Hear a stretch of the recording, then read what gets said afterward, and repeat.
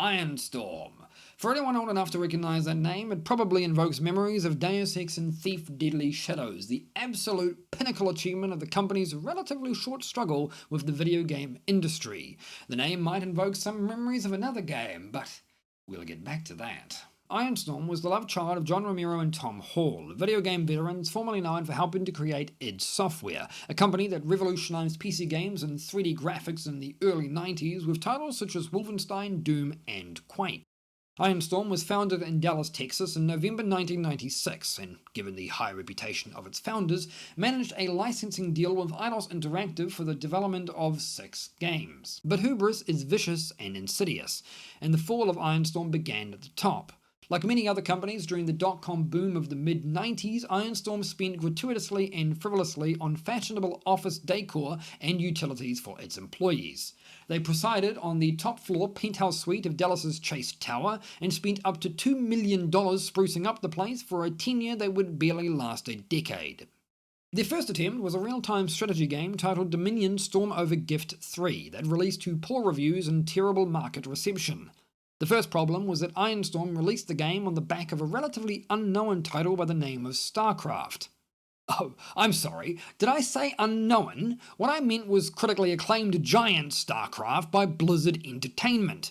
But even if we ignore that, the game has other issues such as poor AI, terrible flat graphics, tedious and monotonous gameplay, and a story so bad that the articles in Playboy magazine could give it a run for its money.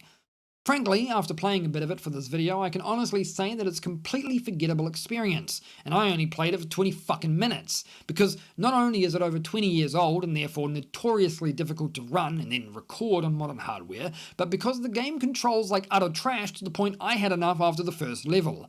Might I remind everyone that Starcraft was a thing, a game that, at the very least, had an actual in-game tutorial. Dominion, on the other hand, opted instead for a manual. You know, the cheap paper things that basically go missing about 10 minutes after installing the game, let alone 20 fucking years later. Even if StarCraft wasn't ultimately remastered, the game was still actively being sold at least 10 years after it came out when I first bought it. Dominion, on the other hand, is abandonware, and finding a copy was a massive pain in the ass. But that wouldn't stop the industry greats from making a game that would inevitably shock and wow the captive video game market. And shock and wow they did, just not in the way they had wanted. Daikatana. The only difference between a marketing mistake and a marketing genius is how successful your product actually is. Because had Daikatana been the greatest game to have ever graced your eyes at the time, then that one ad, that one very bold, very audacious poster would have absolutely cemented Romero as a certified badass. Or maybe we all would have still seen him as an arsehole, but hey, at least the game was good, who knows. The point is that they're both memorable, one just for all the wrong reasons.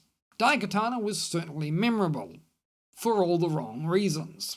The plan was to release a new first-person shooter with over 20 levels, 26 guns, and more than 60 varieties of monsters. It was to be made within 7 months using the Quake engine, just in time for a Christmas release. The problem was this schedule was based on Quake's 9-person team of experienced programmers and artists, while Ironstorm had what was politely called talented amateurs. People without industry experience hired because they had made a few good levels in Doom. By E3 of 1997 they had what amounted to nothing. The game engine was still running in software mode and looked entirely unimpressive. The resolution was terrible, the graphics were downright outdated, and what we could see was barely visible as it ran at a frame rate so slow it looked like they were trying to emulate the Matrix. It didn't help that 1997 was a big year for shooters. We had Shadow Warriors, we had Hexen 2, we had Dark Forces 2, Doom 64, Outlaws, Malice, the Total Conversion mod for Quake. Hell, and let's not forget Forbes Corporate Warrior, a first-person shooter dressed up as an investment game. Okay, maybe we should forget that one. More importantly, we had Quake 2 and its innovation in hardware acceleration and graphics. 1997 had just over 40 different shooters of varying quality, from Turok and Blood to Rebel Moon Rising and GoldenEye 007. While many of these games would ultimately be overshadowed by the beast that was Quake 2, most of them went on to become cult classics. Daikatana, on the other hand, went on to be mocked and ridiculed. A major failing of Daikatana ended up being the marketing campaign. It was heavily advertised as being the brainchild of John Romero, a man who at this point was still heavily famous for his work at id Software on the Doom franchise. It didn't help that Time magazine also hyped the game up using Romero's well-known credibility. So when the campaign's marketer decided to do something bold and brash, it only added fuel to the fire. John Romero is about to make you his bitch. Suck it down. Yeah, naturally that didn't go down well. It's not that people were particularly offended by the poster itself, it's that it was a rather cocky move by a company that had already delayed the game once now and hadn't showed much worthy of attention. By this point, people were getting really annoyed at the rockstar treatment that Romero and co were getting without having to back any of it up with, an actual product. By the time that the Quake 2 engine was available, they realised that it wouldn't be as simple as porting it all over. So, naturally, the game was delayed once again. By 2000, it was finally released and, like Dominion before it, was met by poor reviews and even worse market reception. According to Game Daily at the time, it would have taken well over 2 million sales to break even, an extremely lofty goal that even Quake 2, a game that absolutely crushed the competition, couldn't match up to. At this point, the only legacy Daikatana would have is ruining what little left remained of Romero's. Unsurprisingly, Daikatana was critically panned all the way down. Each level had a limited amount of saves you could make, and companions had such terrible AI they were a liability rather than a boon. By the release, the game was so technologically outdated it was barely even in date to begin with. The levels were poorly designed and confusing. The weapons, of which there are quite a few, are absolutely horrid to use. Most of them hurt the player more than the enemy because 90% of them have splash damage and the enemies are massive bullet sponges. The whole game ends up being a glorified escort mission because you can't actively leave a zone without your moronic companion, the only saving grace of which being the amazingly hilarious voice acting. About time. I'm ready for some action. By this point, Quake 3 Arena was a thing, as was Unreal Tournament and the fabled Unreal Engine. Not to mention cult classics such as Counter-Strike, Time Splitters and Ironstorm's own Deus Ex. Yeah. A year later, as 2001, we get the release of Anachronix, a game whose work began roughly the same time as Daikatana but spearheaded instead by Tom Hall, the other half of Ironstorm. Planned for late 1998, it was advertised as heavily story-driven that would bring personality and humour to the role-playing genre, with Tom Hall having the ambitious goal of a game that had multiple in-depth characters and an unrivaled immersion for the time. During development, Hall had scripted over 130 non-player characters for over 160 planned locations, citing Chrono Trigger, Final Fantasy and even Ultima 3 as inspiration. The game centers around a private investigator looking for work in the slums of a planet known as Anachronix. You're able to travel to other planets, gather up party members and other companions, and ultimately unravel a mystery that leaves the universe hanging in the balance. Usual sci-fi stuff. Oh, and it also ends with a cliffhanger that will probably never be fully realized since the game effectively died out more than 15 years ago. In 2001, it released to critical acclaim. Wow, amazing! Ironstorm had finally managed to release a game that didn't completely suck. It was referred to as one of the most original games Ironstorm had made at the time, and it has even managed a place in PC Gamer's top 100 list 4 times in a row. The game generally plays out like one of those point-and-click puzzle games, but where you can move around the world in third person, while the combat is more akin to the battle system style of Final Fantasy and other JRPGs. But like other JRPGs of the time, it doesn't age well, because the basic experience boils down to a tedious mess of menu management.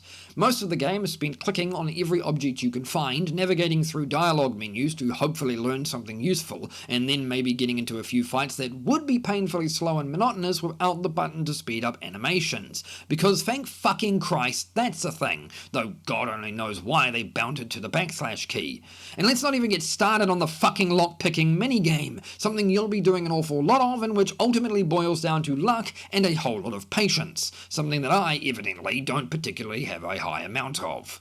In the end, its aesthetics were praised, the music was adored, even the voice acting and dialogue had high scores. The story, the characters, the setting all met positive reception.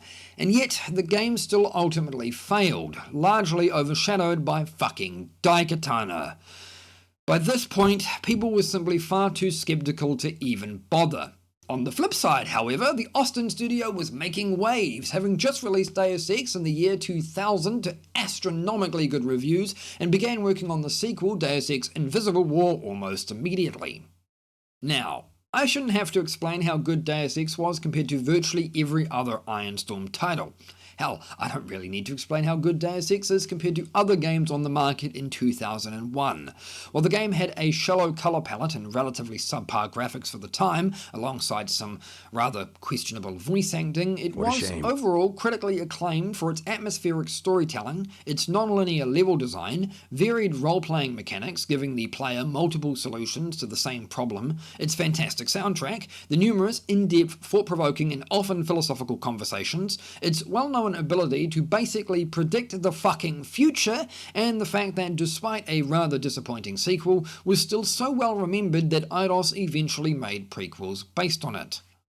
Unfortunately for Ironstorm, their sequel, Invisible War, simply didn't meet the high expectations people had after playing the first one.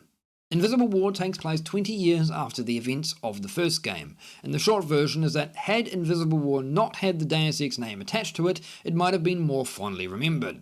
On its own, it can be seen as a relatively good game, particularly for the time, but it is a complete bastardization of its massively acclaimed predecessor. The longer version is that the overall experience is significantly worse for quite a large list of reasons. The first is that key world building and gameplay elements from the original are noticeably absent. The story is basically nonsensical, stemming from the fact that they tried to stitch all three of the original endings together, despite how illogical that is.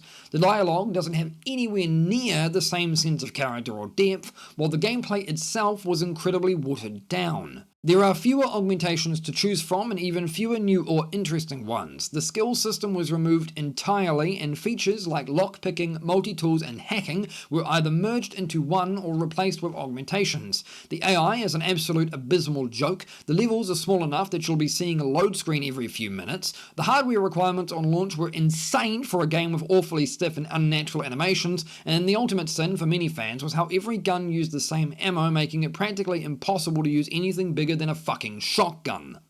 Basically, imagine Deus Ex with half of the RPG mechanics removed alongside a bizarre storyline and non-existent character development. Congratulations! You have Invisible War, one of the original pioneers of consolitis, the practice of watering down games to accommodate the limited capabilities of consoles, particularly if said series originated on PC.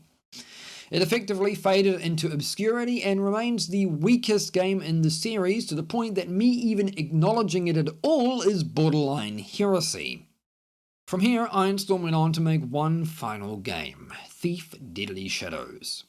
Deadly Shadows was the third installment of the Thief series, a franchise of the long-defunct Looking Glass Studios where you play as a sassy master thief going around stealing loot for fun, and ultimately getting caught up in insane conspiracies and plots to destroy the world, and storylines that suddenly get way more biblical than I was expecting.